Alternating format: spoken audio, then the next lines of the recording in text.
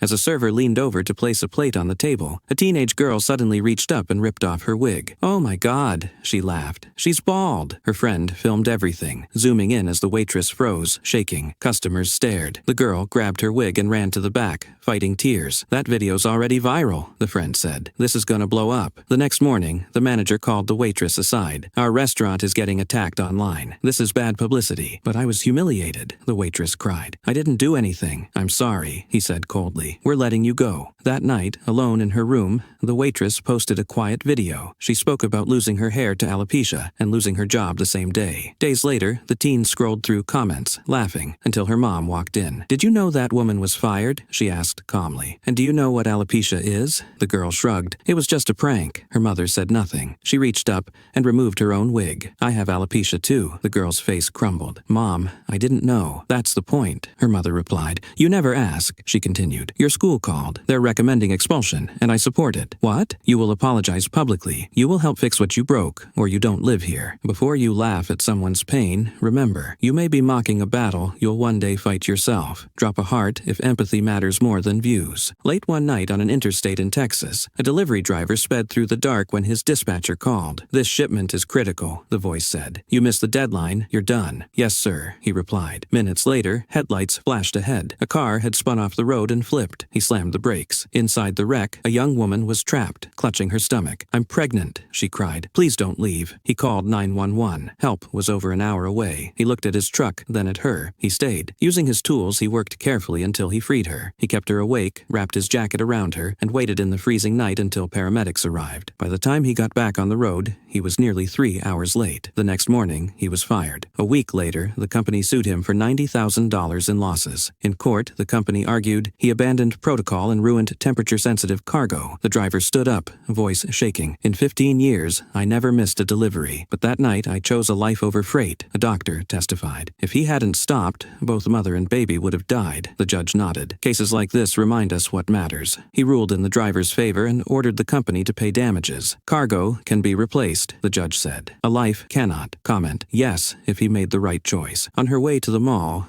a woman noticed the guy she'd gone on a date with the night before, struggling to jumpstart an old sedan on the side of the road. "Isn't that Ryan?" she scoffed. "Wow, no wonder he didn't drive on our date. What a mess." She shook her head and drove off. Later, as she loaded shopping bags into her trunk, a sleek black Lamborghini pulled into the parking lot. A well-dressed man stepped out. She whispered, "Now, that is success." She walked right over. "Nice car," she smiled. "I'm Claire." "Thanks," he replied. "I've got a few more like it." Her eyes lit up. "Really?" That Saturday, Ryan showed up to pick her up again, same old car. She laughed. "You still trying? I don't date guys who can't even afford a decent ride." She slammed the door and drove off to meet the Lamborghini guy. After an expensive dinner, he said, "I left my wallet in the car. Can you cover this?" Trying to impress him. She paid the $3,000 bill. He never came back. Storming outside, she froze. The man stood laughing beside a Rolls-Royce with Ryan. "What is this?" she snapped. "Why are you with him?" The man smiled. "He's not with me. He's my employer." Her face went pale. She rushed to Ryan. "Why didn't you tell me the truth? I misjudged you." "Please." Ryan looked at her calmly. "Sorry, I don't invest in people who only see price tags." He got into the Rolls-Royce and drove away. Because real worth isn't what you drive, it's how you treat people when you think they have nothing. Drop a heart if you agree. Lucas was used to skipping lunch.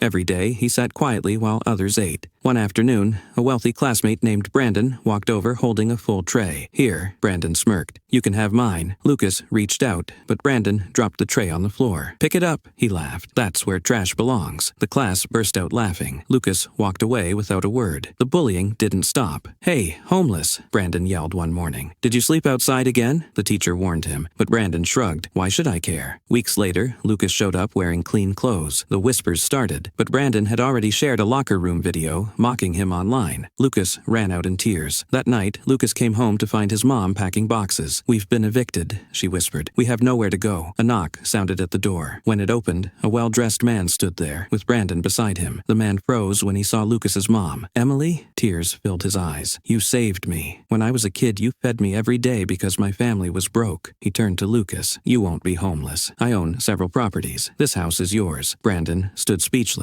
Later, he approached Lucas. "I'm sorry. I judged you without knowing anything." Lucas smiled softly. "Everyone's fighting a battle you can't see." They shook hands. Because kindness echoes longer than cruelty ever will. Drop a heart if you agree. A well-dressed man walked down a busy New York street, eating a sandwich. Two homeless men sat nearby. "Anything helps," one whispered. The man took a bite, dropped the sandwich at their feet, and walked off. "Hey," the homeless man shouted. "You see us every day. You're rich, but you treat us like dirt. If I ever had money, I'd never forget where I came from." The man stopped. "Get in the car," he said calmly. Shaking with fear, the man obeyed. He was taken to a barber, cleaned up, dressed in a sharp suit, then driven to a skyscraper. In a sleek office, the rich man slid a folder across the desk. "Sign this. You're our new operations director." Overwhelmed, the man signed instantly. Days later, while settling into his new role, a janitor entered the office and froze. "Marcus?" the janitor whispered. "It's me, Eli. We slept on the same sidewalk." Marcus turned cold. "Security," he snapped. "This man is harassing me." Eli walked out, crushed. Weeks later, federal agents stormed the office. "Marcus, you're under arrest for fraud." Panicking, Marcus looked to the rich man, who silently handed over the contract Marcus had signed. As the cuffs clicked, no one spoke. Suddenly, Eli rushed in with paperwork. "He's not guilty. We were both hired the same day. I have proof." The agents checked and released Marcus. Marcus collapsed, sobbing. "I'm sorry. I forgot who I was." Eli helped him up. "Success doesn't define you," he said. "How you treat others does. Drop a heart if you agree."